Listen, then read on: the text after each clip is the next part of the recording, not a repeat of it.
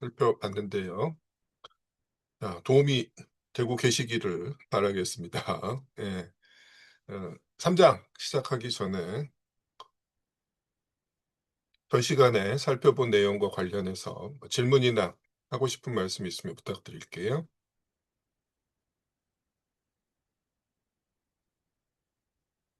예. 뭐 당장 없으시면은 3 장은 조금 빨리 진행하고 그다음에 이제 그 1편 내용과 관련해서 조금 되짚어 보는 시간을 갖도록 하겠습니다.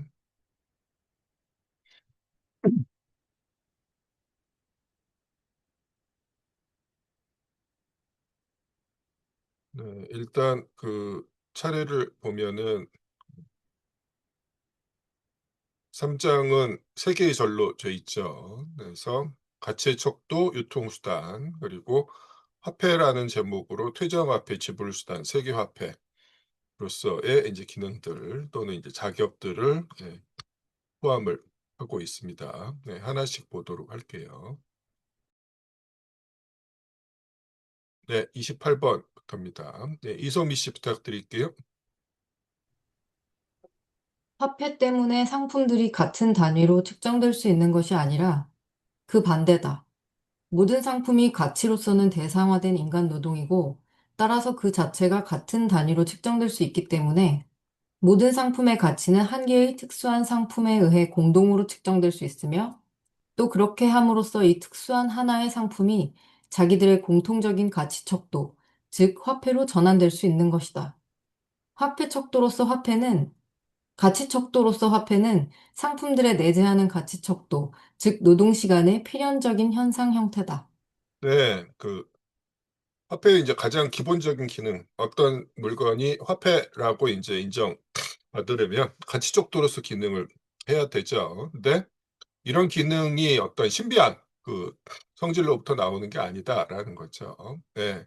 상품들에 내재하는 가치 척도가 이미 존재하고 화폐도 예 그 동시에 하나의 상품이기 때문에 화폐의 생산에 필요한 노동 시간과 그다음에 다른 상품들의 생산에 필요한 이제 노동 시간의 비교를 통해서 다른 상품들의 가치가 일반적 등가물 상품인 화폐의 일정량으로 표시될 수 있는 거다라는 거죠. 자, 그다음에 이제 여기서 또 각주의 푸르동 얘기가 나오죠. 이른바 이제 노동시간 쪽지라는 사고방식이 어째서 이제 무망한 건지, 왜 실패할 수밖에 없었는지 음 볼 수가 있습니다. 자, 옥승원 씨 29번 부탁드릴게요.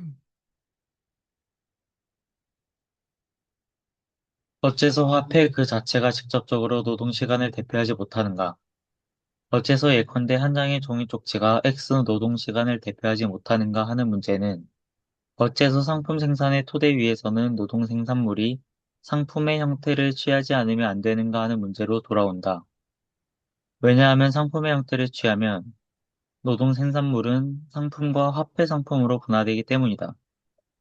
또한 어째서 사적 노동은 그 대립물인 직접적으로 사회적인 노동으로 취급될 수 없는가 하는 문제도 있다.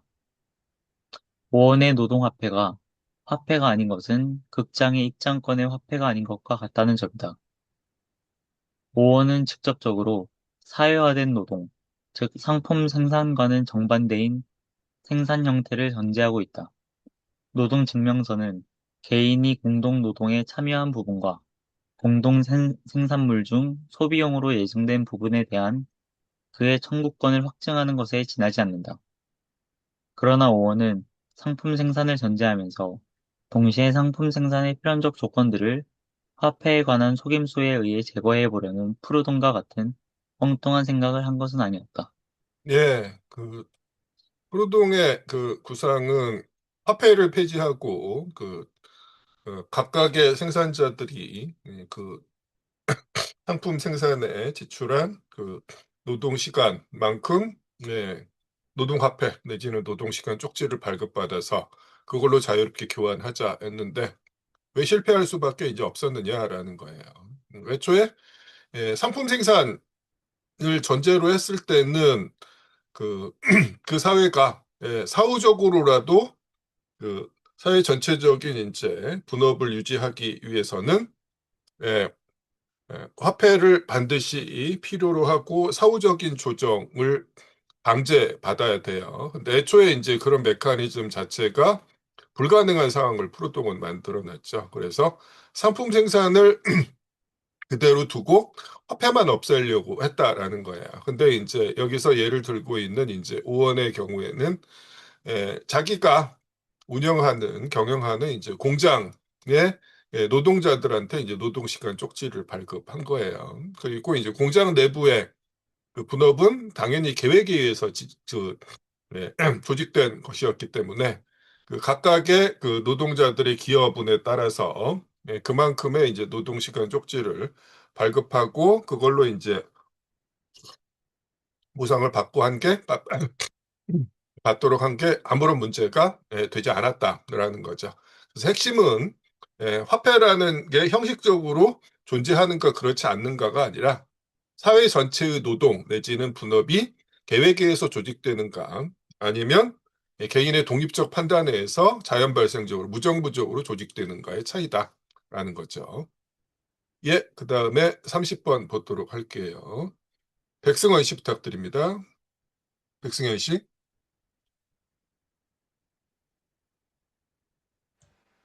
가치의 척도와 가격의 도량 표준은 화폐의 전혀 다른 두 가지 기능이다. 화폐가 가치의 척도인 것은 화폐가 인간 노동의 사회적 화신이기 때문이고, 가격의 도량 표준인 것은 화폐가 고정된 금속 무게를 가지고 있기 때문이다. 가치 척도로서 화폐는 다종다양한 상품의 가치를 가격, 즉 상상적인 금량으로 전환시키는 데 봉사하며, 가격의 도량 표준으로서의 화폐는 이런 금량을 측정한다. 예, 좋습니다. 예, 가치 척도로서의 화폐와 가격의 도량 표준으로서의 화폐를 이제 구분하고 있죠. 그래서 예, 그 화폐가 가치 척도일 수 있는 것은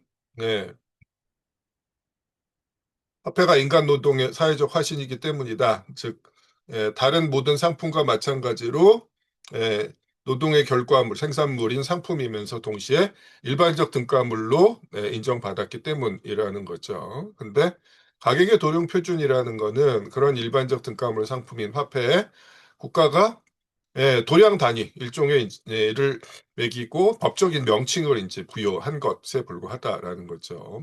전혀 다른 기능이다라는 겁니다.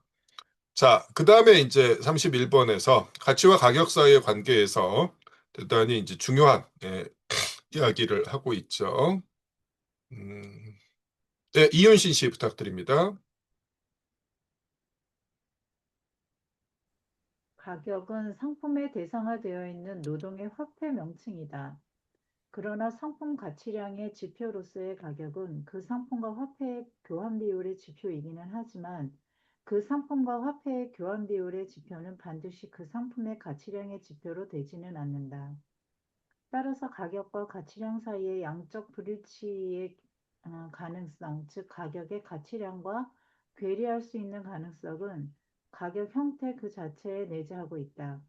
이 사실은 결코 가격 형태의 결함이 아니라 오히려 반대로 이 가격 형태를 법칙은 끊임없는 불규칙성 사이에서 맹목적으로 작용하는 평균으로서 자신을 관찰할 뿐인 생산 양식에 적합한 것으로 만든다. 가격 형태는 가치량과 가격 사이, 다시 말해 가치량과 이것의 화폐적 표현 사이에 양적 불일치의 가능성을 허용할 뿐 아니라 하나의 질적 모순, 화폐는 상품의 가치 형태에 지나지 않지만 가격이 전혀 가치를 표현하지 않을 수 있다는 모순도 가지고 있다. 그러므로 어떤 물건은 가치를 가지지 않으면서 가격은 가질 수 있다. 상상적인 가격 형태, 예컨대 미개간지의 가격은 직접적인 또는 간접적인 현실의 가치관계를 감추고 있을 수도 있다. 예, 좋습니다. 이렇게 되죠. 자, 이미 이제 1권 1편 수준에서 개별 상품의 가치와 가격이 괴리할 수 있다는 사실을 명시적으로 언급하고 있어요. 그리고 자본주의 사회에서는 이게 사실상 이제 불가피하다.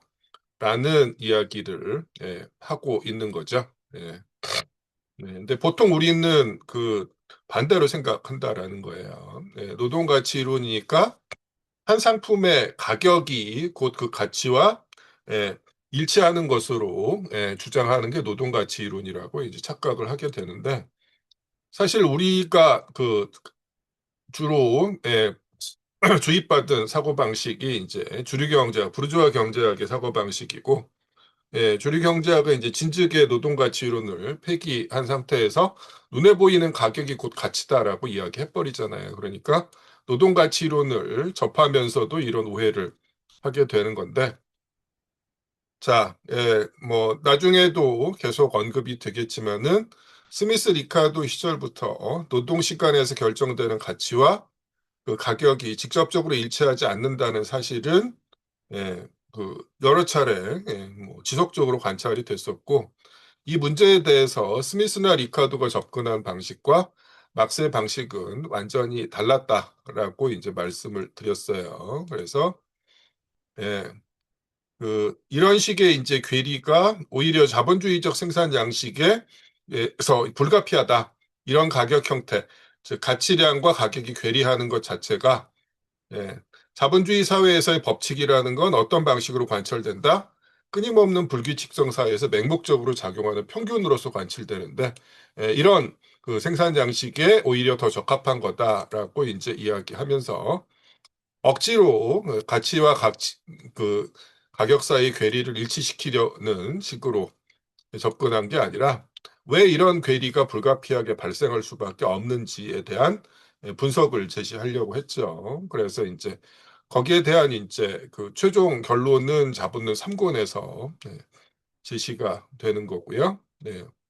어쨌거나 뭐 계속해서 확인이 되지만은 눈에 보이는 가격이 가치를 있는 그대로 표현하리라는 이제 보장이 없다라는 사실을 명심할 필요가 있습니다.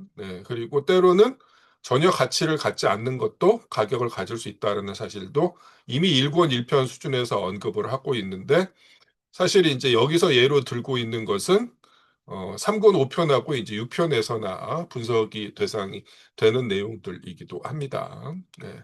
그래서 이 내용들을 이제 그 완벽하게 이해하려면 이제 3권의 내용에 대한 이해가 필요하기는 해요. 그때도 말씀드렸던 것처럼.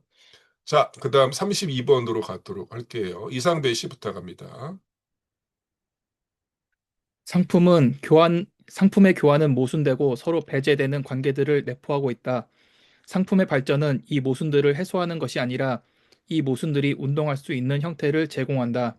이것은 일반적으로 현실의 모순이 해결되는 방법이다. 사회적 분업은 상품 소유자의 노동을 일면적으로 만들면서 동시에 그의 욕구를 다면적인 것으로 만든다.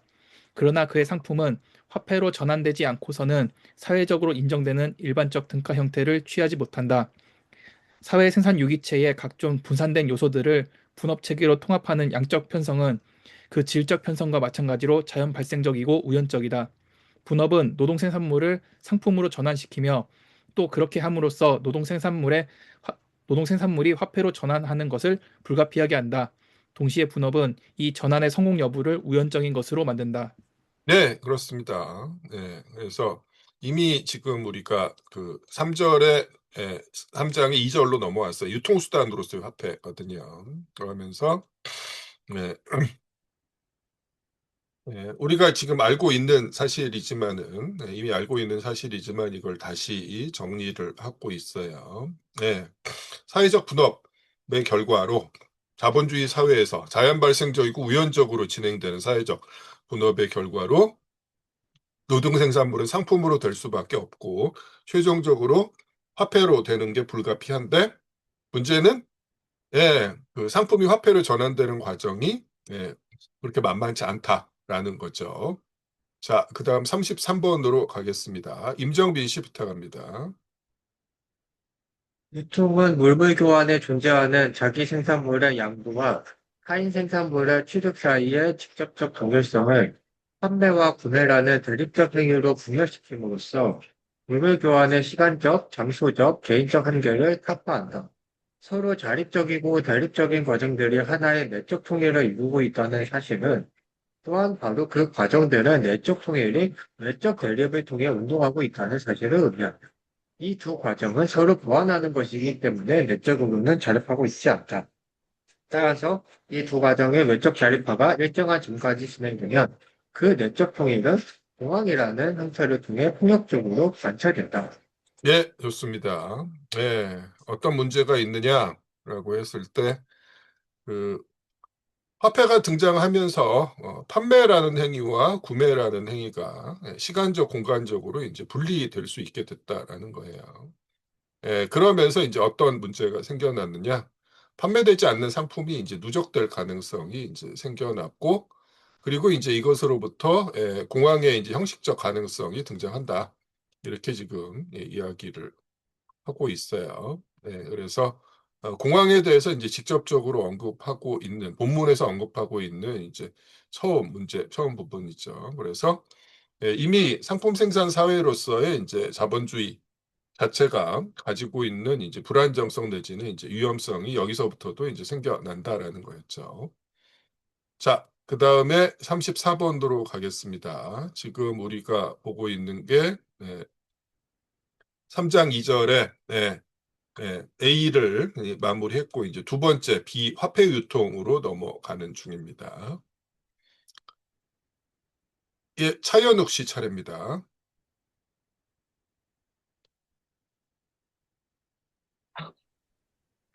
상품 유통이 화폐에 직접 부여하는 운동 형태는 화폐가 출발점에서 끊임없이 멀어져 간다는 것, 화폐가 어떤 상품 소유자의 수중에서 다른 상품 소유자의 수중으로 옮겨간다는 것이다.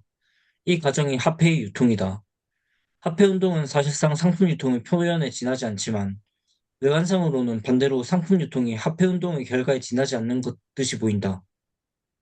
예, 좋습니다. 그래서 어떤 일이 이제 벌어지느냐라는 거죠. 우리가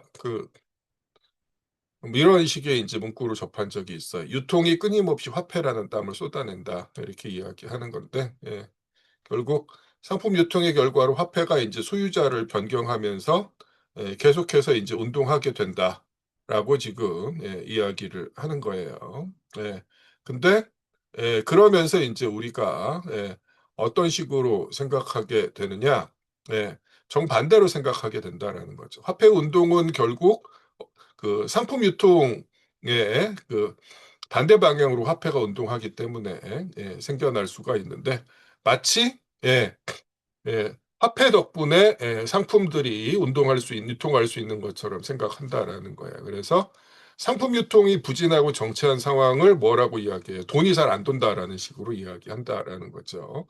자, 근데 이런 식의 이제 표현이라는 게 바로 이제 이런 상황을 예, 언급하고 있는 부분이죠. 자, 그 다음에 그 유통화폐량에 관한 이야기입니다. 35번 보도록 할게요. 박미숙 씨 부탁드립니다. 상품 가치가 불변인 경우에도 상품 가격은 금, 화폐 재료의 가치와 함께 변동한다. 즉, 금의 가치가 떨어지면 이에 비례하여 상품 가격은 상승하고, 금의 가치가 상승하면 이에 비례하여 상품 가격은 떨어진다. 그리하여 금의 가치가 떨어지거나 상승한 결과 상품들의 가격 총액이 증가하거나 감소하면 이에 따라 유통되는 화폐량도 같은 비율로 증가하거나 감소하지 않을 수 없다.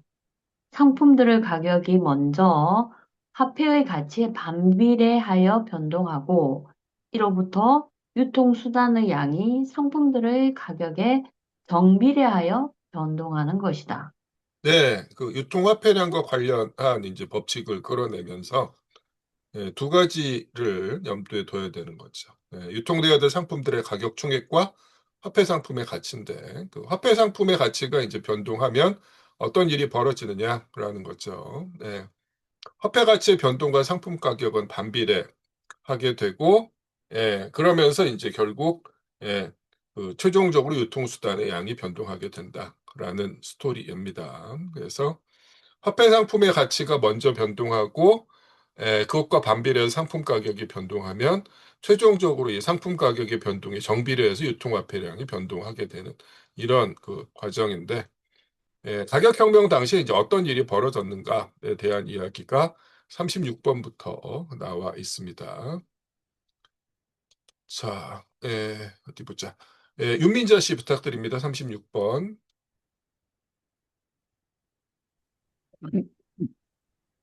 먼저 화폐 조료, 즉 가치 척도로 기능하는 상품의 가치가 변동하고 그 때문에 상품 가치의 화폐 표현인 상품 가격이 변동하고 또 그 때문에 이들 가격의 실현에 필요한 유통 화폐량이 변동하게 될 것이다.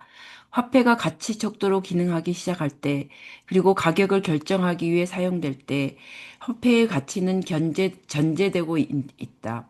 가치 척도 그 자체가 하락하면 그것은 먼저 기금속 생산지에서 기금속과 직접 교환되는 상품들의 가격 변동으로 나타난다. 그러나 특히 부르주아 사회가 덜 발전한 단계에서는 상품들의 대부분의 오랜 기간 가치 척도의 종래 가치, 이미 오래전에 비현실적으로 되었다에 의해 평가될 수 있다. 나 또 잊어버렸어요. 네네네. 예. 여기부터입니다. 예. 그렇지만 한 상품은 그들 공동의 가치 관계를 통해 다른 상품에 영향을 주므로 상품들의 금 가격 또는 은 가격은 점차 그들의 상대적인 가치에 의해 규정되는 비율로 고정되고 드디어 모든 상품 가치가 화폐 금속의 새로운 가치에 따라 평가된다. 이와 같은 조정 과정은 기금속과 직접 교환되는 상품의 대금으로 기금속이 유입되기 때문에 기금속량의 절대적인 증대를 수반한다. 그러므로 상품들의 가격이 조정되어 가는 데 비례하여 다시 말해 상품들의 가치가 기금속의 새로운 가치, 이미 떨어졌거나 어느 수준까지는 계속 떨어지고 있다에 따라 평가되는 데 비례하여 그것과 같은 속도로 이미 새로운 가격 실현에 필요한 기금속의 추가량도 이미 존재하게 되는 것이다.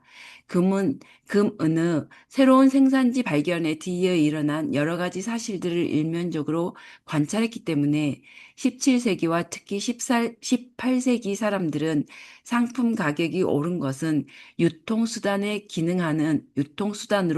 기능하는 금과 은이 더 많아졌기 때문이라는 그릇된 결론에 도달한 것이다.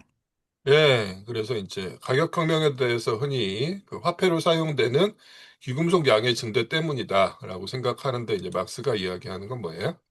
화폐 상품의 생산에 필요한 이제 노동 시간이 줄어들어서 화폐의 가치 자체가 이제 감소했기 때문이다라는 거죠. 그러면서 상품들의 가격이 이제 명목적으로 상승한 결과이고, 그래서 이제 가격혁명의 원인에 대해서 이제 정반대되는 이제 그 설명을 하는 이제 화폐 수량설과 막스의 주장이 이제 어떻게 다른지를 정확하게 그 구분할 필요가 있습니다. 그다음에 이제 37번 보도록 하겠습니다. 유미리 씨 부탁드립니다. 일정한 기간의 유통수단으로 기능하는 화폐의 총량은 한편으로 유통하는 상품의 가격 총액에 의해 규정되고 다른 한편으로 유통의 대립적 과정들의 변환 속도에 의해 규정된다. 유통수단의 양은 유통상품의 가격 총액과 화폐 유통의 평균 속도에 의해 규정된다. 상품 가격은 유통수단의 양에 의해 결정되며 유통수단의 양은 또한 한 나라에 존재하는 화폐 재료량에 의해 결정된다고 생각하는 환상은 그 최초의 주창자들이 채택한 엉터리 가설, 즉 상품은 가격을 가지지 않고 유통 과정에 들어가며 또 화폐도 가치를 가지지 않고 유통 과정에 들어가 거기에서 잡다한 상품 집단의 일정한 부분이 귀금속 더미의 일정한 부분과 교환된다는 생각에 뿌리를 두고 있다. 좋습니다. 그래서 그 보통 이제 화폐 수량설에서 주장하는 방식과 다르게 유통에 필요한 화폐량을 결정하는 식은 이런 방식이라는 거죠. 유통돼야 될 상품들의 총 가격을 화폐 유통 속도로 이제 나눈 값에 의해서 유통 필요 화폐량이 결정이 되는 거다라는 건데요.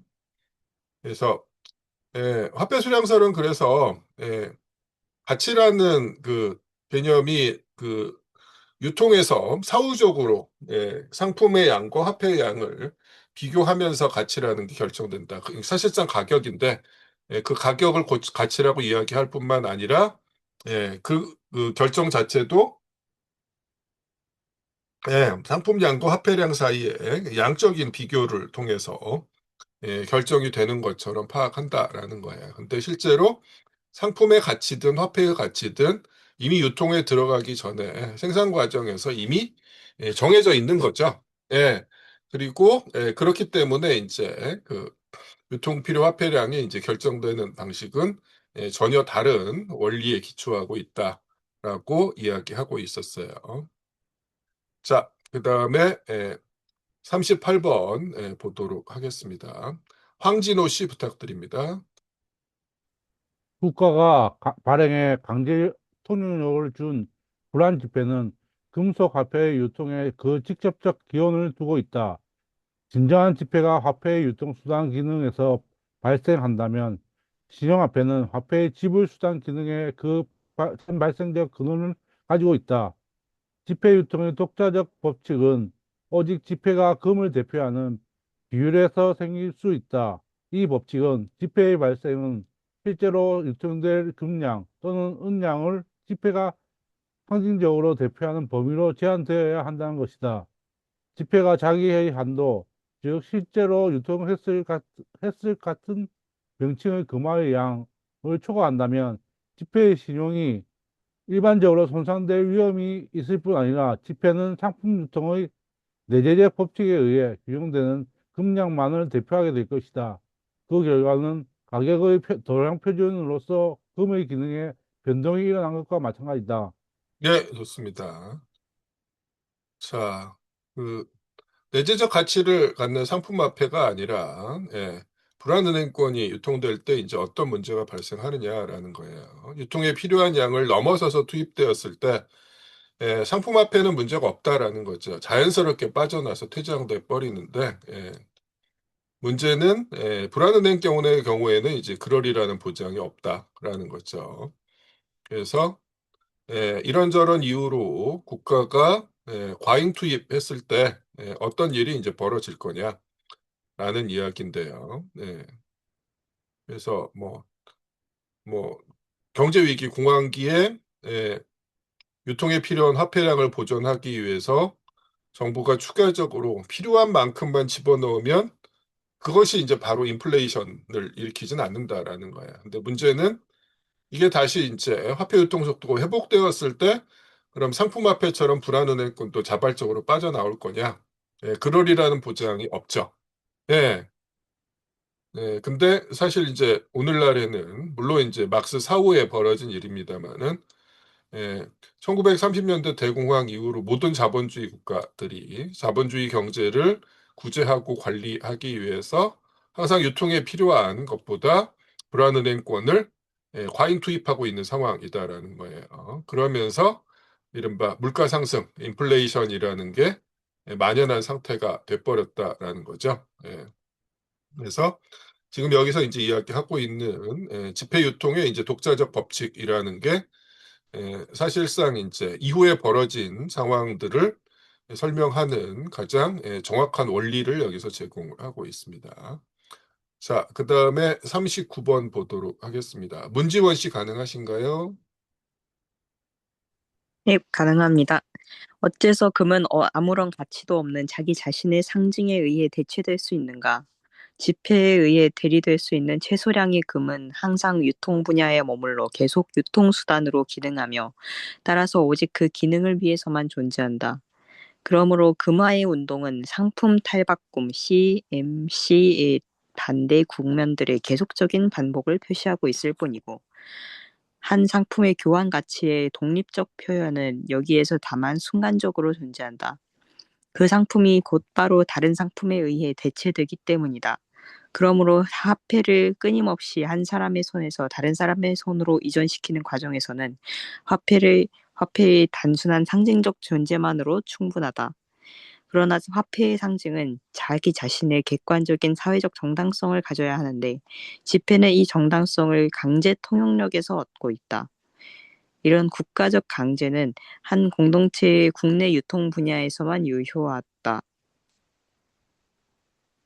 또한 이 유통 분야에서는 화폐는 오로지 유통수단의 기능에만 전념하며 따라서 지폐의 형태로 순수히 기능적인 존재 양식 이 경우 화폐는 금속 실체와 외부적으로 분리된다를 얻을 수 있다. 예, 좋습니다. 그래서 그 유통수단의 기능에서 화폐가 내재적 가치가 없는 대리물로 될 수 있다. 물론 그 한계는 뚜렷하다라는 사실을 이야기하죠. 네. 그 다음에 이제 그 3장 3절 마지막입니다. 네. 화폐 또는 화폐로서의 화폐라고 이야기하는 건데, 자, 3장 전체에서 여러 가지 화폐의 기능을 설명할 때 막스가 이걸 그냥 병렬식으로 나열한 게 아니라 1절에서 2절, 2절에서 3절로 갈 때마다 그 요구되는 자격이 점점 더 많아지고 심화된다라고 말씀을 드렸어요. 가치적도로 기능할 때는 실물로서는 필요가 없고 계산화폐로서만 기능하지만 유통수단은 대리물로서 대체될 수 있기는 하지만 어쨌거나 실물이 잠깐이나마 등장해야 되는데 3절에서 이야기하는 세 가지 기능에서는 그보다 더 중요한 기능들이 이제 요구가 되는 거죠.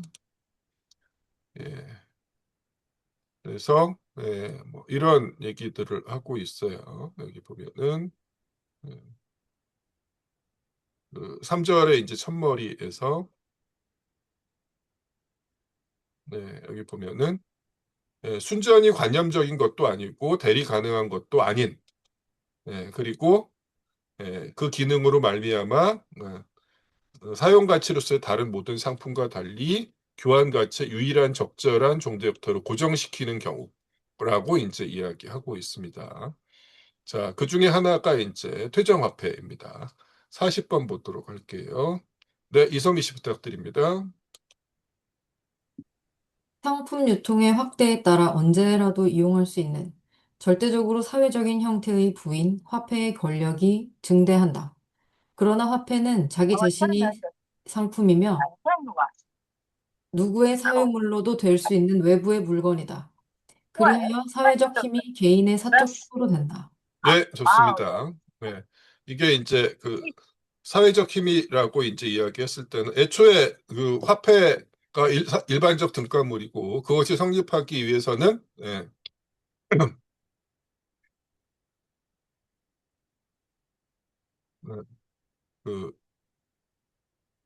그 상품 생산 사회에서의 사람들의 이제 집단적 행위의 결과물이었다라는 거죠. 그런 의미에서 이제 사회적 힘인데 이게 이제 그 화폐를 축적한 가지고 있는 이제 개인의 힘으로 되는 일이 이제 벌어진다라는 거예요.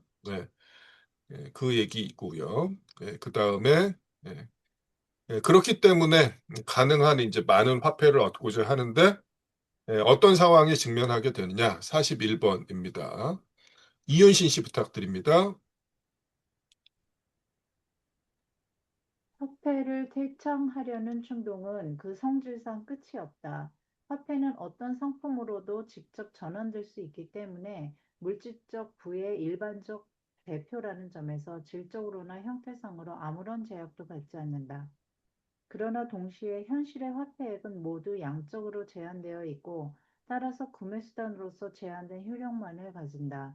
화폐의 이런 양적 제한성과 질적 무제한성 사이의 모순은 화폐 퇴장자를 축적의 시시포스와 같은 노동으로 끊임없이 몰아넣는다. 네, 이제 한이 없다라는 거죠, 성질상. 왜 그렇게 이제 돈이 많은 자본가들이 온갖 짓을 저지르면서 더 많은 화폐를 원하느냐? 애초에 그런 속성을 가지고 있다라는 겁니다. 화폐를 많이 가질수록 더 큰 힘을 이제 가지게 되는데 결국 그 권능이라는 건 그 크기에 의해서 이제 제한이 된다라는 거예요. 많으면 많을수록 더 큰 힘을 가지게 될 수밖에 없고, 그래서 글자 그대로 이제 무제한적으로 더 많은 화폐를 축적하고자 한다라는 거죠. 자, 그 다음에 이제 42번 보도록 하겠습니다. 이상배 씨 부탁합니다. 상품 유통의 규모, 속도와 상품 가격의 끊임없는 변동 때문에 화폐의 유통량도 쉬지 않고 증감한다. 그러므로 화폐 유통량은 수축할 수도 팽창할 수도 있어야 한다. 어떤 때에는 화폐가 유통수단으로서 끌려 들어가야 하며 어떤 때에는 유통수단으로서 밀려 나와야 한다. 현실적으로 유통하는 화폐량이 항상 유통 분야의 흡수력을 충족시키기 위해서는 일국 안에 존재하는 금은 화폐의 양은 유통수단의 기능을 수행해야 하는 금은 화폐의 양보다 많아야 한다. 이런 조건은 화폐가 퇴장화폐로 전환됨으로써 충족. 예, 한 사회에 존재하는 화폐량이 전부 다 유통에 투입되는 게 아니라는 거죠.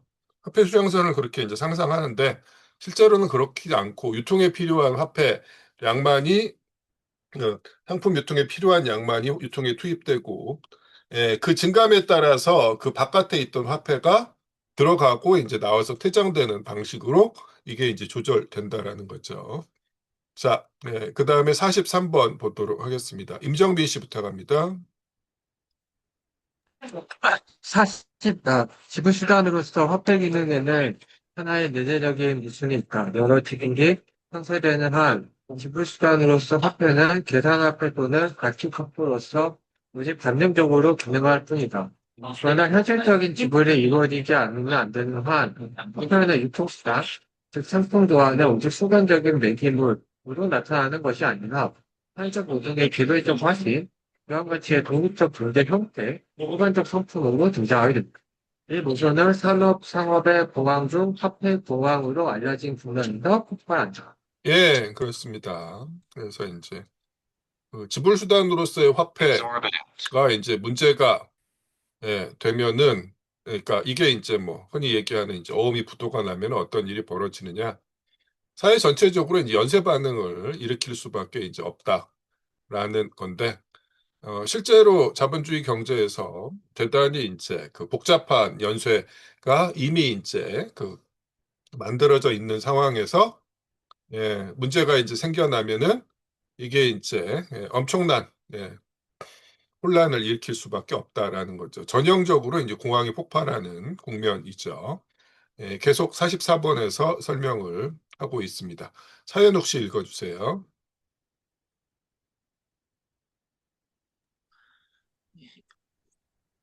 이 화폐공황은 지불들의 연쇄와 지불 결제의 인위적 조직이 충분히 발전한 경우에만 일어난다. 이 작용 원리의 전반적 교란이 일어날 때 그 교란의 원인이 무엇이든 화폐는 계산화폐라는 순전히 관념적인 모습으로부터 갑자기 그리고 직접적으로 경화로 변해버린다. 더 이상 보통의 상품은 화폐를 대신할 수 없게 된다. 상품의 사용 가치는 쓸모없는 것으로 되며 상품의 가치는 그 자신의 가치 형태 앞에서 사라지고 만다. 조금 전까지만 해도 부르주아는 호경계에 도취되어 자신만만하게 상품이야말로 화폐라고 하면서 화폐를 순전히 관념적 산물이라고 선언했다. 그런데 이제는 모든 시장에서 화폐만이 상품이라고 외치는 소리가 들려온다. 사슴이 신선한 물을 갈망하듯 부르주아의 영혼은 유일한 부인 화폐를 갈망한다. 공항에서는 상품과 그 가치 형태인 화폐 사이의 대립은 절대적 모순으로까지 격화된다. 그러므로 여기에서는 화폐의 현상 형태가 어떠하든 상관이 없는데 지불은 금으로 하든 은행권과 같은 신용화폐로 하든 화폐 기금은 여전히 완화되지 않는다. 그 지불수단으로서 화폐의 기능이 공황이 발발할 때 이제 마비되면서 어떤 일이 이제 벌어지는가에 대한 이야기고, 그래서 이제 이른바 공황의 가능성과 관련해서 여기서도 이제 문제가 생겨나는 거죠. 자, 그 다음에 45번 보도록 할게요. 박미숙 씨 부탁드립니다. 신용화폐는 화폐의 지불수단 기능에서 직접 생긴다. 외상으로 구매한 상품에 대한 채무 증서가 그 채무를 다른 사람에게 이전시키기 위해 유통함으로써 신용화폐가 생기는 것이다. 다른 한편으로 신용제도가 확대되면 지불수단으로서 화폐 기능도 확대된다. 지불수단으로서 화폐는 여러 가지 특유한 존재 형태를 취하는데 이 형태의 화폐는 대규모 상거래 분야에서 사용되고 금과 은의 주화는 주로 소매상의 분야로 밀려난다.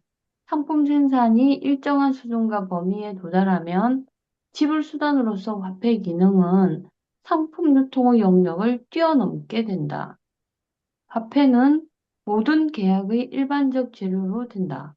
지대나 조세 등은 현물 납부로부터 화폐 지불로 변한다. 이 변화는 생산 과정의 전체 성격에 의해 제약된다. 네, 좋습니다. 결국 이제 신용화폐가 어떻게 발생했느냐라고 했을 때 이제 그 어음이 만기가 되기 전까지 그 화폐 역할을 하게 되면서 이제 발생하는 거고, 수표, 태환은행권 이것들도 전부 다 신용화폐다라고 이제 말씀을 드렸어요. 전부 다 일종의 어음인 거죠. 예. 그리고 이제 나아가서는 어떻게 된다? 이게 이제 충분히 발전하면은 이미 19세기 당시에도 금화나 은화가 직접적으로 사용되는 경우는 소액 거래였었고, 대규모의 이제 자본가들끼리의 거래에서는 이런 신용화폐가 일반적이었다라는 거죠. 그러다 보니까 이제 공황이 터졌을 때 더 큰 난리가 날 수밖에 없는 거고, 그 다음에 이른바 이제 지대나 조세 같은 것들이 화폐 형태로 되는 과정도 이야기를 했었죠. 근데 이것은 그 사회에서 상품 생산이 충분히 발전해야만 가능한 거다라는 말씀도 드렸었죠. 그래서 이른바 조세 급납화라는 건 그 사회에서 상품 생산이 충분히 발전하지 않으면 사실상 이제 불가능한 거다라는 것도 말씀을 드렸습니다. 자, 그 다음에 46번입니다. 백승현 씨 부탁드립니다.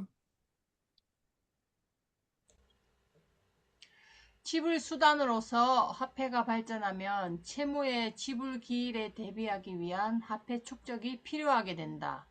부르주아 사회의 발전과 함께 부를 모으는 독립적 형태로서 태장화폐는 없어지지만 지불 수단의 준비금이라는 형태로서 태장화폐는 중대하다.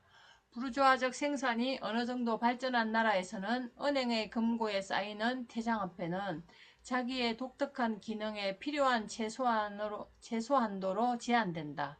약간의 예외는 있지만 이 태장화폐가 그 평균 수준을 크게 초과하는 것은 상품 유통의 정체, 즉 상품 탈바꿈의 진행 중단을 가리킨다.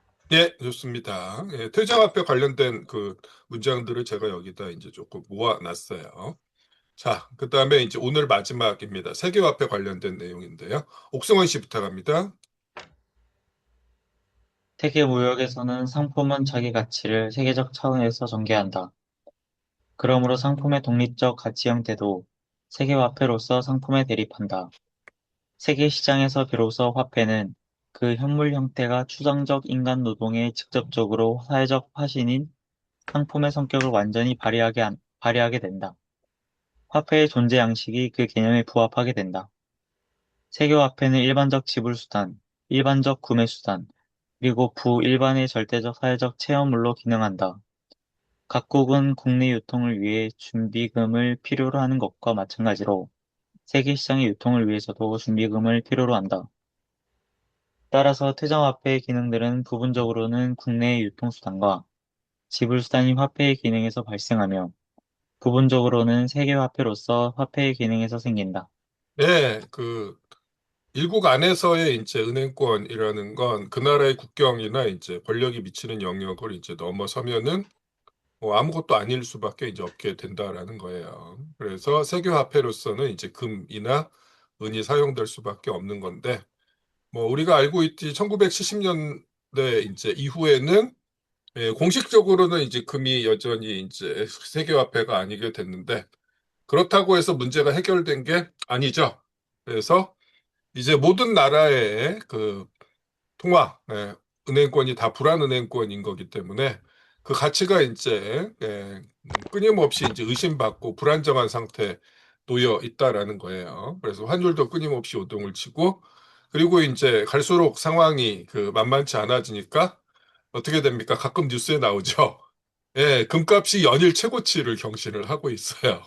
그런 걸 이제 확인할 수가 있습니다. 자, 여기까지 해서 이제 1권 1편 복습을 마치도록 하겠습니다. 질문이나 하실 말씀 있으면 부탁드리고요.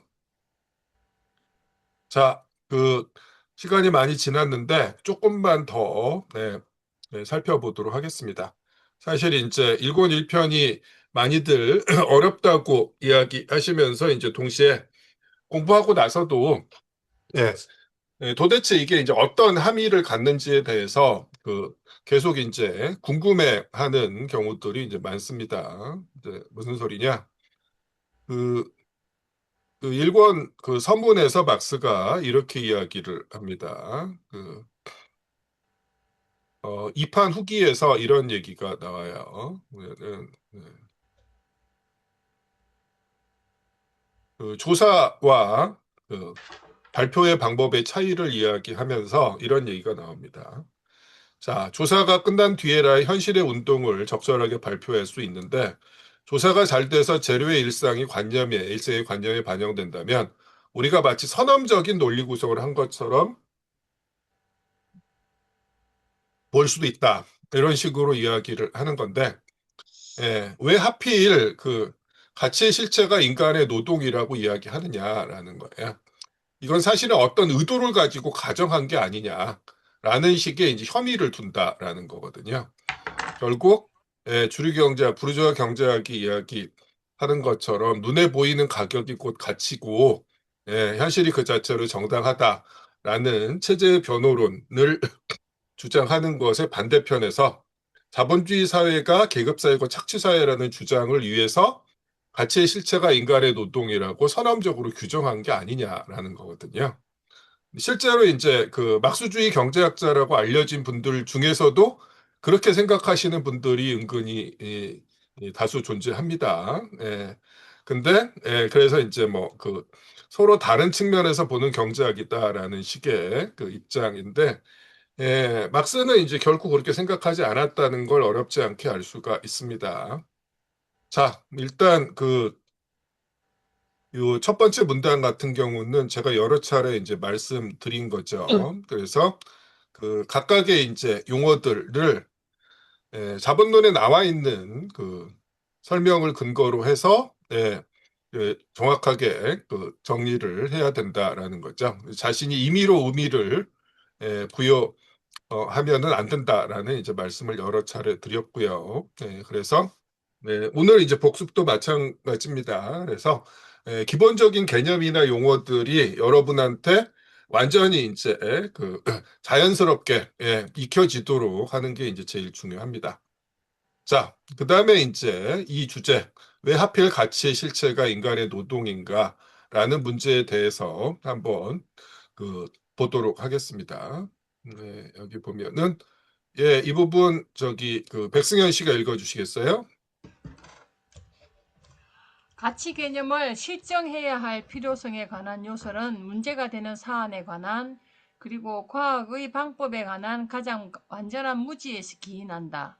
어느 국민이나 1년이 아니라 두서너 주일 동안만 노동을 중지해도 죽게 된다는 것은 어떤 어린애도 알고 있다.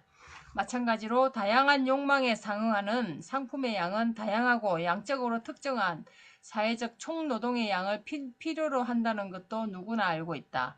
사회적 노동을 일정한 비율로 분배해야 할 이러한 필요성은 절대로 사회적 생산의 특정한 형태를 통해서 지향되지 않고 단지 그 현상 방식만을 바꾼다는 것은 자명하다. 자연 법칙은 절대로 지향될 수 없다. 역사적으로 다양한 상태 속에서 바뀔 수 있는 것은 단지 각각의 법칙이 관철되는 형태뿐이다. 그리고 사회적 노동의 결합이 개인적 노동 생산물의 사적 교환으로서 이루어지는 사회 상태 속에서 노동의 이러한 비례적 분배가 관철되는 형태가 바로 이들 생산물의 교환 가치이다.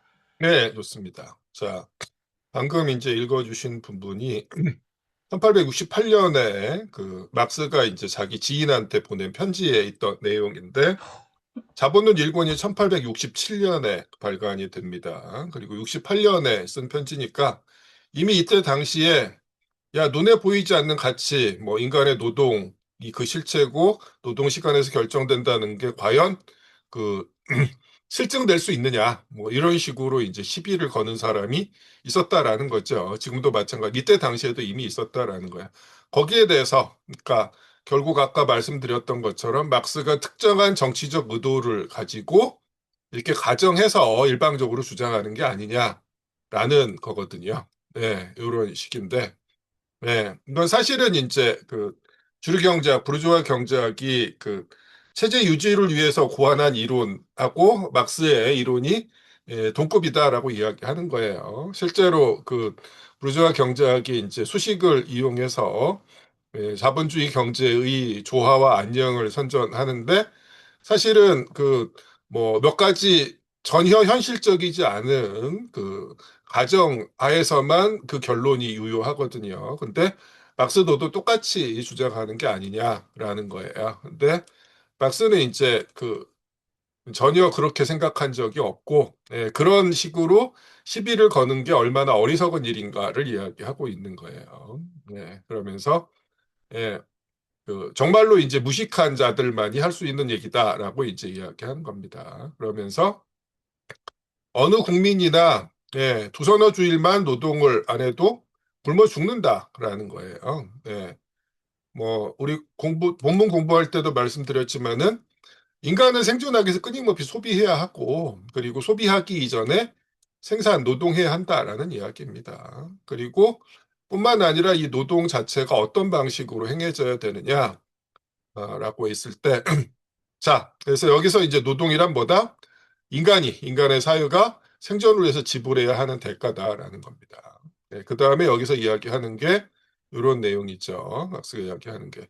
다양한 욕망에 상응하는 상품의 양은 다양하고 양쪽으로 특정한 사회적 총노동의 양을 필요로 한다. 사회적 노동을 일정한 비율로 분배해야 하는 필요성인데, 이건 자본주의 사회건 아니건 간에 똑같다라는 거예요. 사회적 생산의 특정한 형태를 통해 지향되지 않고 현상형 방식만을 바꾼다라는 거죠. 그래서 이거 자체는 하나의 자연 법칙이기 때문에 사회가 달라지면 그것의 법칙이 관철되는 형태만 달라질 뿐이다 라고 이야기합니다. 그래서 자본주의 이전 사회건 자본주의 사회건 자본주의 이후의 사회건 이게 이제 필수적이다라는 건데 우리가 살고 있는 자본주의 사회는 거듭해서 확인했던 것처럼 생산수단을 사적으로 소유한 개인들의 독립적 판단에 의해서 무정부적으로 이 분업이 행해진다라는 거예요. 자, 그걸 이제 막스가 이렇게 이야기하고 있죠. 사회적 노동의 결합이 개인적 노동 생산물의 사적 교환으로 이루어지는 사회다라고 이야기하는 거예요. 자, 이런 사회에서 무정부적으로 분업이 이루어지는 사회에서 이런 그 비례적 분배라는 건 어떻게 관철될 거냐라는 거죠. 사후적으로 관철될 수밖에 없죠. 어떤 식으로? 상품의 가치가 교환 가치 가격으로 드러나고 그게 시장에 나왔을 때 제대로 팔리면 문제가 없지만 제대로 팔리지 않으면 어떻게 돼요? 문제가 생기죠. 그걸 시장에 들고 나온 생산자, 자본가들한테 문제가 생기고 가격이 이제 강제적으로 조정이 되고 거기에 따라서 결국 사회적 총노동에 대한 분배도 사후적으로 때로는 공황과 같은 폭력적인 방식을 통해서 조정될 수밖에 이제 없다라는 거죠. 그래서 실제로 이렇게 그 사회적 분업이 자연 발생적으로 진행되는 상황에서 사후적 승인과 이제 교정이 불가피한 상황에서 시장에서의 이제 교환 가치라는 것들이 이런 식으로 역할을 하게 되는 거고 결국 그랬을 때 이제 그 배후에 있는 게 뭐냐라는 겁니다. 결국 그 사회가 특정한 생산물 사용 가치를 위해서 얼마만큼의 비용을 지불해야 하는가라는 게 이제 바로 가치라는 거고 그게 제대로 그만큼 사회적으로 필요한 노동 시간만큼 그리고 또 특정한 사용 가치의 그 사회 구성원의 필요에 걸맞게 지출되었는지 그렇지 않은지를 어떤 방식으로 보장할 수밖에 없다. 아까 이야기했던 것처럼 사후적인 방식으로 조정할 수밖에 없다라는 이야기들을 이제 하고 있는 거죠. 그래서 막스한테 이제 가치라는 게 인간의 노동이고 크기가 노동 시간에서 결정된다라는 건 사실 이제 지극히 당연한 거였다라는 거죠. 그걸 좀 생각해 보실 필요가 있습니다. 그래서 어떤 이제 그 특정한 그 목적, 선량한 사람들을 이제 선동하기 위해서 그렇게 일방적으로 가정한 게 아니라 자본주의 경제에 대한 과학적 분석의 결과다라는 거죠.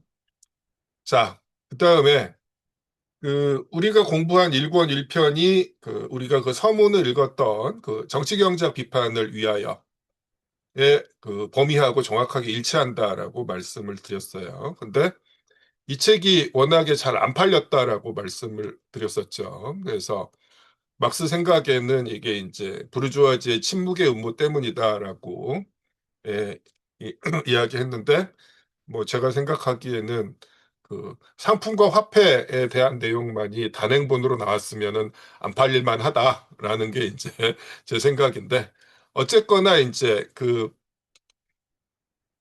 과정에서 어떤 일이 벌어지냐면, 이 책이 조금이라도 많이 팔리게 하기 위해서 막스가 엥겔스한테 제안을 해요. 그러면서 이 책에 대한 이제 서평을 여기저기 좀 기고해 달라라고 요청을 합니다. 그리고 그러면서 이제 사람들한테 책을 좀 알려줄 것을 요청하는데, 그 결과로 이제 나온 게 제가 이제 파일로 올려드렸던 프리드리 엥겔스 칼 막스 정치경제 비판을 위하여라는 두 차례에 이제 걸쳐서 연재가 됐던 그 서평이에요. 근데 그 서평과 관련해서 이제 막스하고 엥겔스 사이에 이제 오고 갔던 그 편지들을 잠깐 보도록 하겠습니다. 자, 이 부분을 윤민저 씨가 읽어주십시오. 이 두 장 정치 경제학 비판을 위하여의 제1장 상품과 제2장 화폐 또는 단순 유통에서는 지금 프랑스에서 유행하고 있는 풀동식 사회주의, 즉 사적 생산은 온전시키되 사적 생산물의 교환은 조직하고 상품은 원하면서 화폐는 원하지 않는 사회주의가 동시에 그 근저에 반박된 단에 공산주의는 그 무엇보다도 이 거짓 형제로부터 벗어나야 하네.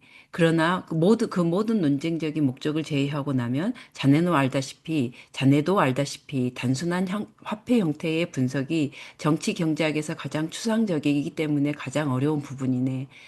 그리고 건너뛰어서 이 부분. 자네도 보다시피 제1부는 본장, 즉 자본에 관한 제3장을 아직 싣고 있지 않네. 나는 정치적인 이유 때문에 이것이 바람직하다고 생각하는데 그 까닭은 제3장과 더불어 본격적인 전투가 시작되며 처음부터 경악하지 않도록 하는 것이 현명하다고 생각했기 때문이네. 이 두 부분이 이제 정치경제 비판을 위하여에 대한 이제 언급이면서, 그 다음에 이제 제일 세 번째 부분이 아까 말씀드렸던 엥겔스한테 이제 서평을 써달라고 요청하면서 이걸 강조해 달라라고 이야기합니다. 마저 읽어주십시오. 자네가 뭔가를 쓰고자 할 경우에 잊지 말아야 할 것은 1. 풀동주의가 뿌리까지 절멸되었다는 것. 2. 바로 가장 단순한 형태, 상품 형태에서 부르주아적 생산의 고유하게 사회적인, 결코 절대적이 아닌 성격이 분석되었다는 것이네. 네, 그렇습니다. 자, 이 책이 결국 자본론 1권 1편에 해당하니까 1권 1편에서 막스가 이미 이런 내용을 담았다라고 지금 이야기하고 있다라는 거예요. 무슨 얘기입니까? 자본론 이제 1권 1편에서 상품과 화폐를 다루는 부분에서 우리가 흔히 시장 경제라고 부르는 상품 생산 사회가 결코 그 자체로 당연하고 영원 불변한 게 아니다라는 사실이 분석되었다라고 지금 이야기하는 거예요. 이 얘기를 하고 있는 겁니다. 그러면서 이제 동시에 상품 생산 자체를 이제 폐지하는 게 대단히 중요하다라는 이야기를 하면서 프로동식 사회주의라는 것들이 가지고 이제 위험성에 대해서 이제 이야기를 하는 거죠. 그래서 사적 생산은 온전하면서 교환은 조직하고 상품은 원하면서 이제 화폐는 원하지 않는 사회주의라고 이야기하는, 이게 이제 프루동의 발상인데, 이걸 이제 거짓 형제라고까지 이야기를 하고 있어요. 그래서 얼핏 그럴듯해 이제 보이는 전망이지만은 사실은 이게 이제 지옥으로 가는 선의로 포장된 길이다라는 게 이제 막스의 생각이었다라는 거고, 이거 이제 지금도 유효하다라는 거죠. 지난번에 말씀드렸던 것처럼 뭐 20세기 사회주의가 이제 붕괴하면서 국가 단위의 이제 계획 경제라는 게 오히려 막스로부터 벗어난 거고 이른바 시장 사회주의라는 라든가 협동조합 사회주의가 막스의 구상이었다라는 생각은 전혀 이제 근거가 없는 대단히 이제 그 말도 안 되는 이제 그런 식의 이제 해석들이다라는 거죠. 자, 어쨌거나 이런 요청을 받아서 엥겔스가 서평을 써서 이게 두 번에 걸쳐서 실리게 되는데 우리가 시간 관계상 다 읽어볼 수는 없고요. 여기 이제 요약한 내용들을 조금 같이 보도록 하겠습니다. 예, 황진호 씨 읽어주실 수 있을까요? 막스의 저작, 비판 혹은 자본론에 의해 본서와 같은 저작은 애초부터 복잡한 경제, 과학 전체의 체계적 총괄에 부르주아적 생산 및 부르주아적 교환의 법칙들의 연관된 전개에 기초하고 있다. 경제학자들은 법칙들의 소유자와 배우자 외에 아무것도 아니기 때문에 이러한 전개는 동시에 전체 경제학문에 대한 비판이다. 네, 좋습니다. 그래서 이제 그 자본론의 부재가 정치경제학 비판이고 이 책도 이제 정치경제학 비판을 위하여라는 제목을 달고 이제 나왔던 거죠. 자, 이게 이제 서평의 파트 2입니다. 파트 1은 뭐 한 번쯤 읽어보시면 알겠지만은 그 정치경제학 비판을 위하여 이제 서문이나 자본론 서문에 나와 있던 얘기들하고 이제 많이 겹칩니다. 자, 그 다음에 이제 쓰고 있는 게 뭐냐면은 해결 철학이 가지고 있는 이제 의미에 대해서 이야기를 하는 겁니다. 해결이 관념론자이지만 사실은 변증법이라는 영역에서 대단히 커다란 기여를 했고 그 이후에 이제 누구도 그 해결의 수준에 도달하지 못했다라는 거예요. 그 다음에 이제 얘기를 보도록 하겠습니다. 과학적 분석을 위해서 유미리 씨 부탁드립니다. 과학을 어떻게 취급할 것인가? 해결의 방법은 우리 앞에 놓여 있던 형태, 완전히 추상적이고 사변적인 모습의 병진법으로는 결코 사용할 수 없었다. 그것은 본질적으로 관념론적이었지만 여기에서 필요한 것은 이전의 어떤 세계관보다 더 유물론적인 세계관을 전개하는 것이었다. 그럼에도 불구하고 이 방법은 우리 앞에 놓여 있는 모든 논리적 재료 중에서 실마리로 삼을 만한 유일한 것이었다. 그러므로 무엇보다 중요한 것은 해결의 방법을 철저히 비판하여 복속시키는 것이었다. 해겔의 사유방식이 그 밖의 모든 철학자들보다 뛰어났던 점은 그 저변에 거대한 역사적 의식이 놓여 있다는 것이었다. 그 형식이 추상적이고 관념론적이긴 했지만 그의 사상의 전개는 항상 세계사의 발전과 평행을 이루어 진행했으며 뒤의 것은 본래 앞의 것의 시금일 뿐이었다. 이렇게 함으로써 올바른 관계가 왜곡되고 거꾸로 서게 되긴 했지만 언제나 실제적 내용이 철학에 들어오게 되었다. 그는 역사의 발전과 역사의 내적인 연관을 증명하려고 시도한 최초의 인물이었다. 이러한 획기적인 역사 파악은 새로운 유물론적 견해의 직접적인 이론적 전제였으며 이것만으로도 논리적 방법과의 접합점을 제공한 셈이다. 이 망각된 변증법은 순수 사유의 관점에서 출발해서 이미 그러한 성과들을 거두었다. 네, 좋습니다. 이게 이제 해결의 업적이다라는 거예요. 근데 문제는 이게 이제 관념론이라는 거잖아요. 자, 문지원 씨 이어서 읽어주시기 바랍니다. 막스는 해겔의 논리학의 껍질을 벗겨서 이 영역에서의 해겔의 진정한 발견들을 버리고 그것을 변증법적 방법이 사유 발전의 유일하게 올바른 형식으로 되는 간단한 형태로 복구하는 일을 맡아 할 수 있었던 유일한 사람이었다. 막스의 정치 경제학 비판의 기초에 놓여 있는 방법의 완성은 그 의의에서 유물론적 기본 견해에 결코 뒤지지 않는 성과이다. 네, 좋습니다. 그래서 보면은 실제로 이 텍스트를 보면 이제 변증법과 형이상학을 비교하고 있습니다. 보통 우리는 이제 형이상학을 관념론 일반이라고 생각하기 쉬운데 막스나 엥겔스가 쓰고 있는 건 이제 변증법에 대리되는 기계적인 사고 또는 이제 흔히 실증주의라고 부르는 사고가 이제 형이상학입니다. 네.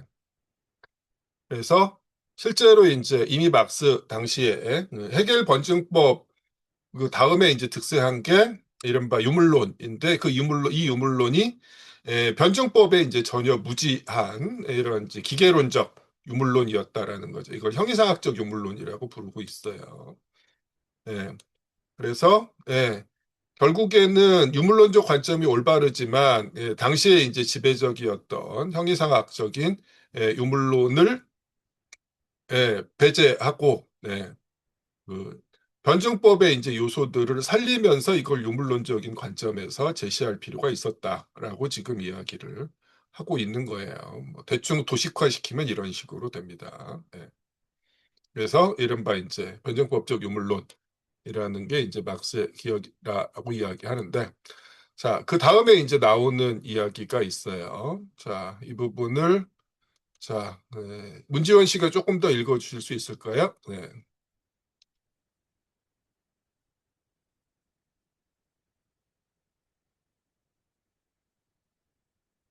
네, 문지원 씨 조금 더 읽어줄 수 있습니까? 여기 이 부분. 정치 경제학의 비판은 획득된 방법에 의하더라도 두 가지 방식으로 착수될 수 있었다. 역사적으로 또는 논리적으로. 역사에서도 그것이 문헌상의 반영에서와 마찬가지로 발전은 대체로 가장 단순한 관계들로부터 더 복잡한 관계들로 나아가고 있기 때문에 정치 경제학의 문헌사적 발전은 비판이 붙잡을 수 있는 하나의 자연적인 실마리를 제공하였으며 이 경우에 경제학적 범주들은 대체로 논리적 전개의 경우에서와 같은 순서로 나타날 것이다. 이 형식은 얼핏 보기에 더 명확하다는 이점을 가지고 있다.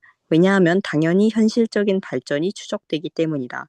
그러나 역사는 종종 비약적으로 또 지그재그로 진행하기 때문에 사실상 이 형식은 기껏해야 더 통속적인 것으로 될 뿐이다.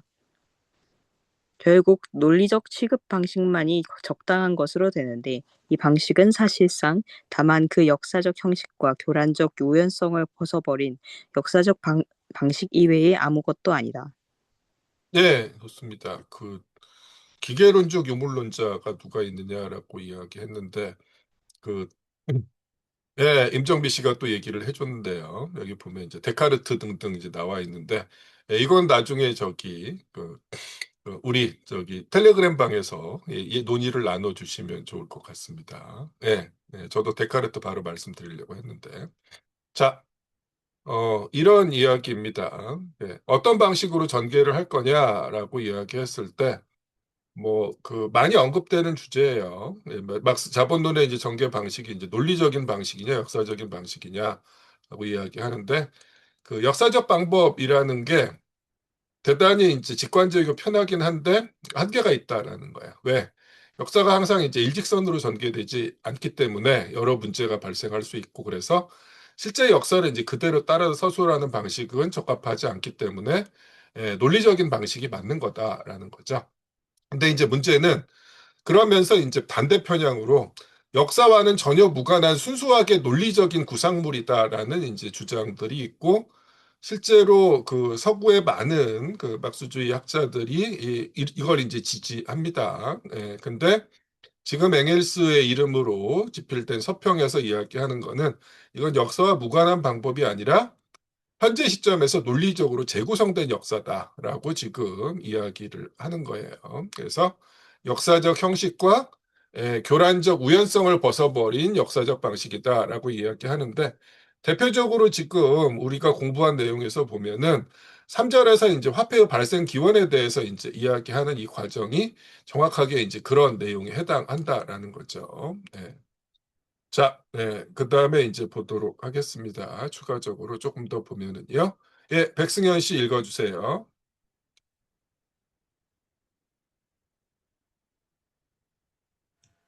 이 역사가 시작되는 그곳에서 사유의 과정도 시작되어야 하며 이 사유 과정의 그 후의 운동은 추상적이고 이론적으로 일관된 형태를 띈 역사 진행의 영상 이외의 아무것도 아니게 될 것이다. 그것은 고쳐선 영상이기는 하지만 현실적인 역사적 진행 자체가 손에 쥐어주는 법칙들에 의거하여 고쳐진 영상이다.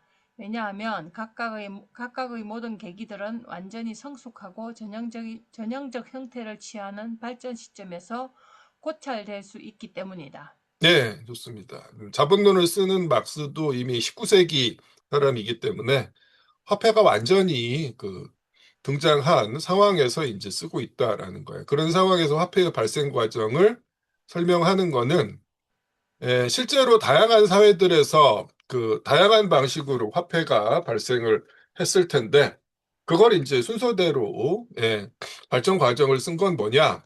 모든 사회에서 자본론에서 서술한 방식대로 화폐가 발생했겠느냐? 그렇진 않을 거다라는 거야. 근데 19세기 후반의 시점에서 화폐 경제가 상품화폐 관계가 충분히 발전한 상황에서 그것에 도달하기 위해서 어떤 과정을 거쳐야 되는가라는 것을 재구성한 결과물이다라는 거죠. 그 얘기를 하고 있는 겁니다.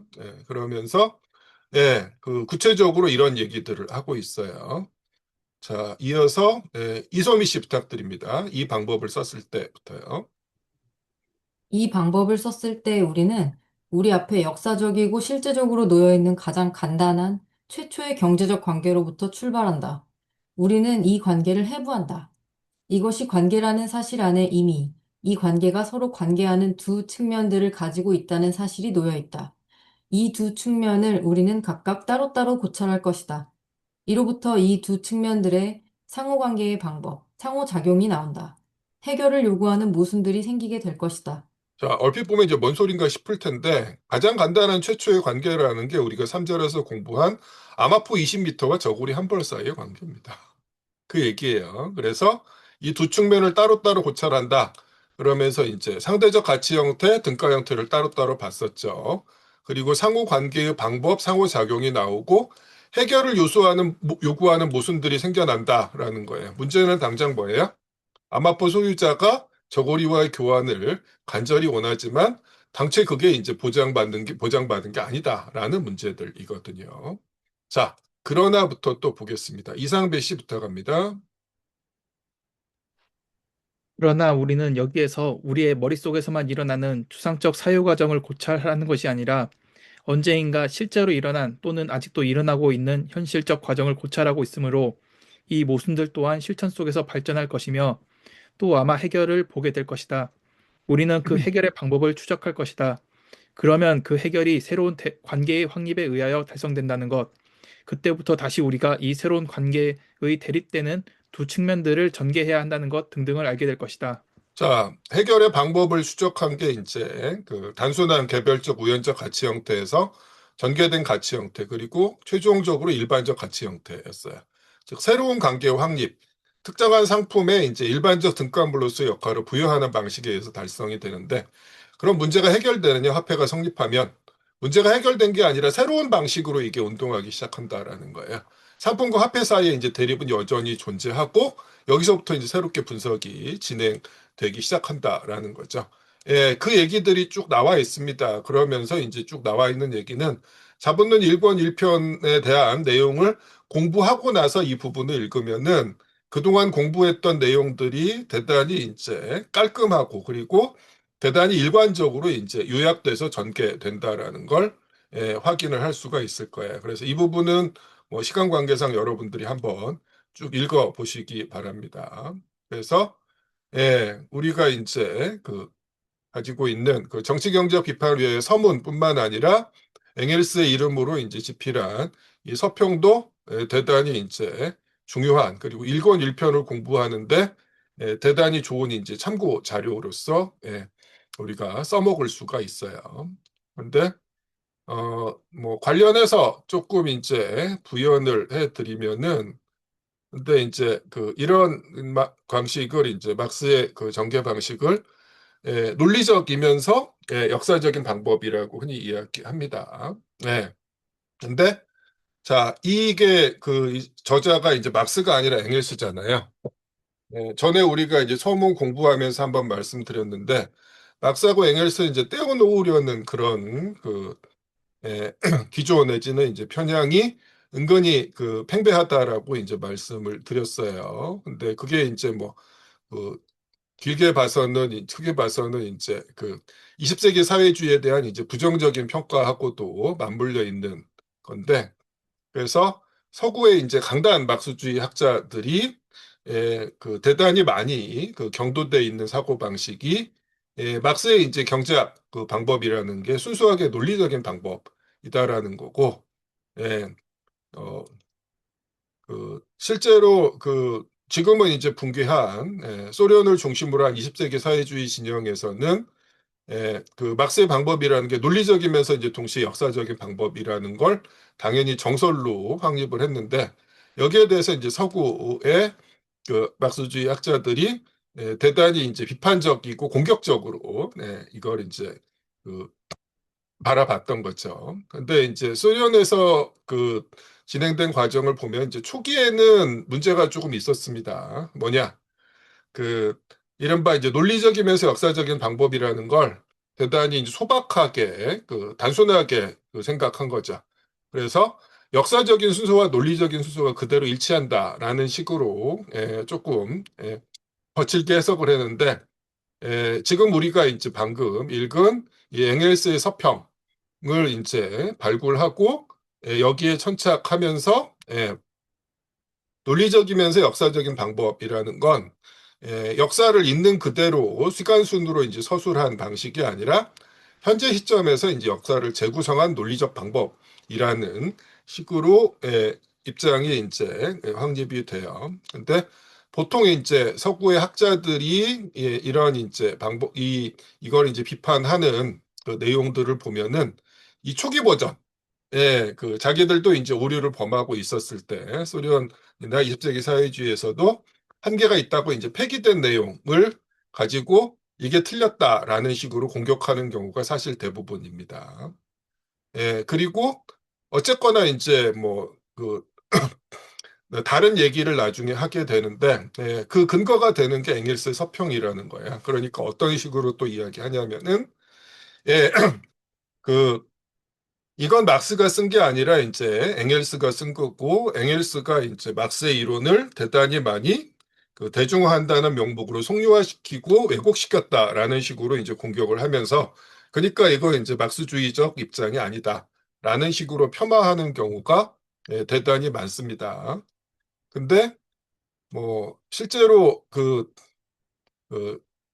최근에 재밌는 사실이 이제 확인이 됐는데, 지금 이제 경상대학교의 경제학과에 있는 이제 김공혜 교수란 분이 꽤나 오래 전에 이제 학술대회에서 논문을 하나 발표했는데, 그분이 한 게 뭐냐면은 이 정치경제학 비판을 위하여의 그, 그 서평에 관해서 막스하고 엥겔스 사이에 이제 오간 편지들을 이제 전부 검색을 해가지고 살펴봤어요. 그랬더니 어떤 사실이 이제 밝혀졌냐면은, 일단 당시에 막스는 런던에 있었고 엥겔스는 막스 가족을 먹여 살리기 위해서 맨체스터에 있는 아버지네 공장에서 팔자에 없는 이제 경영자 노릇을 하고 있었던 상황인데, 막스가 이제 이 서평을 써달라고 요청을 하니까 엥겔스가 대단히 이제 겸손한 태도를 보입니다. 내가 지금 맨체스터에서 되도 않게 자본가 노릇을 하다 보니까 공부를 하나도 안 해서 머리가 돌이 됐다. 그래서 도대체 이제 내가 제대로 쓸 수 있을지 모르겠다라고 하면서, 당신이 써달라니까 쓰긴 쓸 텐데 쓴 원고를 누구한테 보내냐면 출판사로 보내는 게 아니라 막스한테 보냅니다. 그러면서 스스로 검열을 요청해요. 그러면서 덧붙인 내용에 대해서 내가 일단 쓰긴 썼는데 내가 혹시 잘못했을 수도 있으니까 당신이 이제 검토를 해서 아니다 싶은 경우는 당신이 얼마든지 고쳐도 된다. 라고까지 이야기를 합니다. 그래서 실제로 우리가 보는 서평은 최소한 막스가 검열을 한 서평이라는 거예요. 근데 그 서평조차도 문헌학적으로 보면은 앞부분, 우리가 아직 읽지 않은 앞부분만 그런 과정이 밝혀지고요. 사실은 이제 그 이론적으로 논리 역사적 방법에 대한 논쟁의 대상이 되는 게 파트 2인데, 실제로 그 파트 2와 관련해서는 엥겔스가 막스한테 그 서평을 보내지 않습니다. 원고를. 뿐만 아니라 엥겔스가 출판사에도 서평을 보낸 적이 확인되지 않았어요. 근데 실제로 서평은 어쨌거나 실렸거든요. 어떻게 된 거예요? 예, 여기서 제일 그 가능성이 높은 그 뭐는 뭐예요? 엥겔스 이름으로 출판사에 원고가 보내져서 실렸는데 사실은 파트 2 이른바 논리적이고 역사적인 방법에 근거가 되는 4번론에서 제시하고 있는 그 내용이라는 게 실제 역사를 그대로 추적한 건 아니지만 논리적으로 재구성한 역사적인 방법이라는 그런 주장 자체가 엥겔스의 이름으로 실린 서평에 있지만 사실은 막스 본인의 생각일 가능성이 대단히 유력하다라는 거예요. 근데도 실제로 이른바 막스주의 학계에서는 서구 중심의 막스주의 학계에서는 이게 엥겔스가 쓴 거니까 틀렸다라는 식으로 매도하는 경우가 대단히 많습니다. 근데 뭐 판단은 그 여러분이 하시는 건데 우리가 4분론 1권 1편을 같이 읽어봤고 그게 어떤 내용을 가지고 있고 어떤 함의를 가지고 있는지에 대해서 조금 생각을 하시면서 이런 것도 좀 염두에 두셨으면 좋겠습니다. 자, 이 정도까지 해서 4분론 1권 1편 복습을 오늘 마치도록 하겠습니다. 다음 주에 2편부터 4편 14장까지인데 그 복습 자료는 뭐 내일 또 월요반 그 세미나 복습이 있는데 그때까지 제가 텔레그램 방에 올려드리도록 하겠습니다. 예, 질문이나 하실 말씀 있으면 부탁드립니다. 예, 그러면 오늘 복습한다고 시간 엄청 많이 썼네요. 늦은 밤까지 오랫동안 수고 많으셨고요. 다음 주에 뵙도록 하겠습니다. 안녕히 주무십시오. 수고하셨습니다.